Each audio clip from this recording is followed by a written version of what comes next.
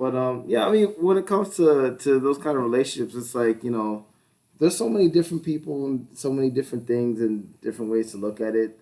There's some people that I'm sure the that the poly relationships work really well, and some people where I think it doesn't work so well, and some people think it works, and then they're gonna end up on the next 48, the next episode of the first 48. The problem is she used a term. The girl, she's like in her 20s. It looked like now she could be like 28 or 30, but she looked like she was young. Don't crash.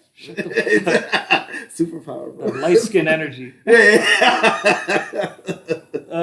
So she said, I believe, white normative, I believe is the term that she used. Oh, boy. And you already know what that means. No, I actually... So, like, this whole polyamorous thing is a way, has the undertones of attacking the nuclear family. Right? Because... Oh, they identify the nuclear family as because a white normative? because remember, Okay. remember that was on the Black Lives Matter website for their goals? To attack they said we reject the white notion of the nuclear family structure, right. And that a community can raise the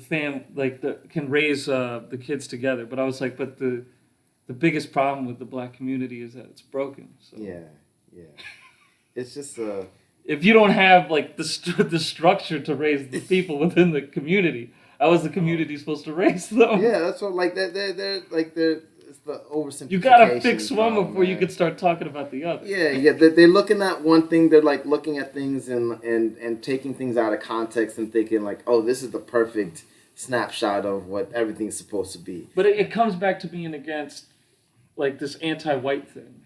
Yeah, because back in the day, I mean, because they actually were talking about how like people back in Africa would have concubines, and they mentioned some woman queen that had 50 concubine males, and probably actually Yodit.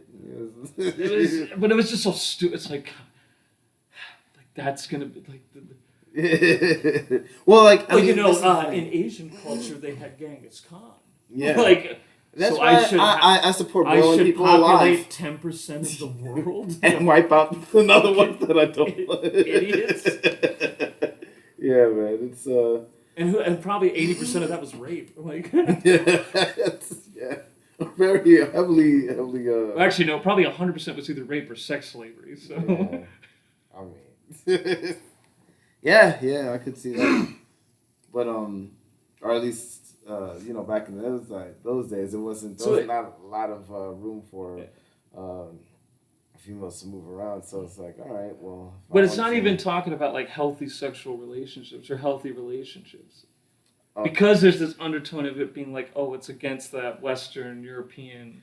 Yeah, thing. so like that's what I'm saying. Like they're oversimplifying. It's like, so we're trying to go back to our black roots of having multiple. Wow. Like that. Was Charlemagne all about this too? You know him. He's neither not there or there, and then he makes jokes, and then he. Because I know, like he's not smart, so he just. I mean, he is smart, but like there's certain. You don't respect the opinions. No, I feel you, because it's like it's frustrating because it's like you see someone who's like, my introduction to Charlemagne was when he was talking to what's her name? They were talking about the Black Panthers, and he was dropping some knowledge about it. I was like, oh, who the hell is this guy? I was like, whoa, this guy's super intelligent. Was it Candace Owens? No, it wasn't Candace Owens. She was a commentator. I think she was on Fox News. She's a young white girl. Who knows?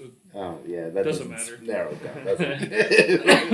That's half the anchors. Yeah, young white woman. Yeah. But he's talking to her about, like, I was like, well, who is this guy? I was like, well, this guy's so intelligent. Like, he's talking about all this history, and then he does know stuff, but he selectively knows things. Yeah, and that's more frustrating than anything else, because you don't fully know it's just like the Nick Cannon shit. Exactly. I was just gonna. Oh yeah. it's selective knowledge about something without having the full grasp of it. Right, and the danger with that is that you not only do you think that you're right, and it's harder to like really have honest conversations of what the facts actually are because you're just gonna double down in what you believe and you're thinking that everything that I'm saying is poo paper.